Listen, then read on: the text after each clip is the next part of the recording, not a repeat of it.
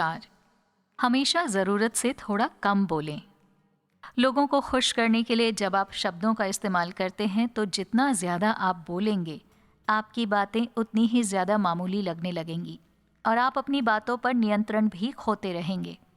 वहीं दूसरी ओर अगर आप किसी मामूली सी बात को भी कम शब्दों में थोड़ी अस्पष्टता के साथ पेश करें तो लोग उस पर गौर फरमाते हैं।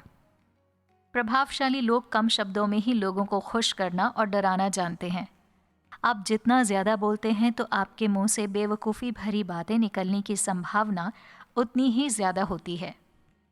अपनी ज़बान से निकलने वाले शब्दों को बेहद ध्यान से चुनिए, क्योंकि एक बार ज़बान से निकलने के बाद शब्द वापस नहीं लिए जा सकते। सन 1825 में निकोलस प्रथम के राजा बनते ही रूस में विद्रोह शुरू हो गया। निकोलस प्रथम ने इस विद्रोह को बुरी तरह से कुचल दिया और विद्रोहियों को मौत की सज़ा सुनाई गई। एक विद्रोही नेता कॉन्ड्राइटी रेलिएव को जब फांसी के फंदे पर लटकाया गया तो उसकी रस्सी टूट गई और वो ज़मीन पर गिर गया।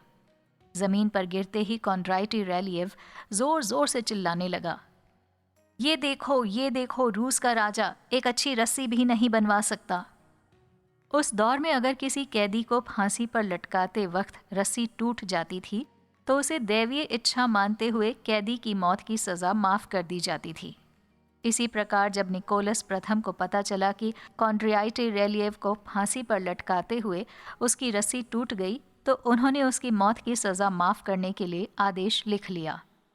जब निकोलस उस आदेश पर हस्ताक्षर करने जा रहे थे तो उन्होंने अपने मंत्री से पूछा कि क्या रस्सी टूटने के बाद कॉन्ड्राइटी रेलिएव ने कुछ कहा था।